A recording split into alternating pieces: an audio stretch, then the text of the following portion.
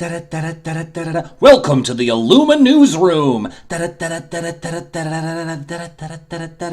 This week has seen a few more reveals for Lorcana's first expansion, Rise of the Floodborn, culminating in another Twitter Q&A today with Steve Warner. Let's get to the new cards! I'm Stuck is a 1-ink action that prevents an exerted opposing character from readying on their next turn, so yet another weapon in the Amethyst stack's arsenal. On the other hand, I could actually see this seeing play more in aggro Amethyst decks though, such as the Emerald or Amber pairings, letting you keep questing while tapping down a high-strength challenger or high lore threat. Flynn Rider Confident Vagabond is an Olaf clone, but he's an Emerald, whose only other 1-drop thus far has been Duke of Wesselton, so that's good at least. Of more note is the artwork, portraying various wanted posters as well as the artwork for Charming Rogue, and a new artwork we haven't seen yet of him scaling something, perhaps the Grand Illuminary. This art, as well as the fact that Confident Vagabond is a cheap vanilla, is making me think we'll be seeing an Emerald Floodborn Flynn Rider as well.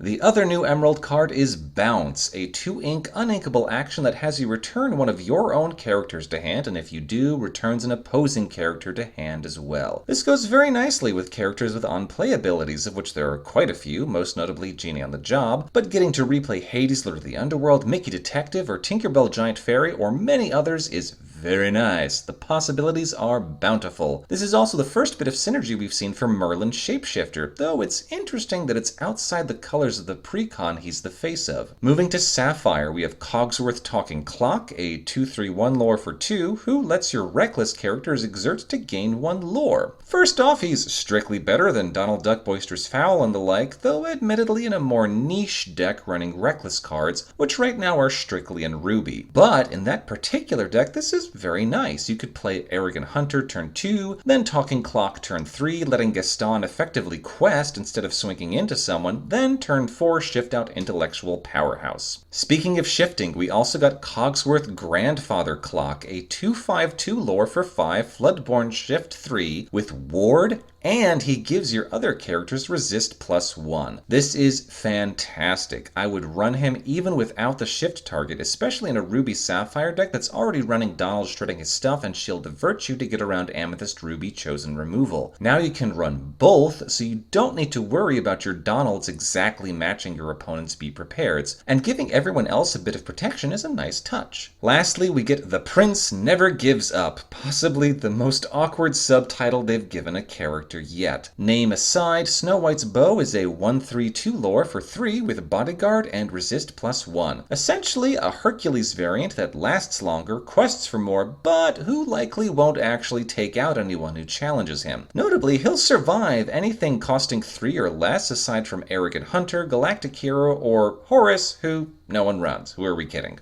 So far, this set seems pretty interesting. Nothing too wild, but hopefully this influx of new cards helps shake the meta up a bit.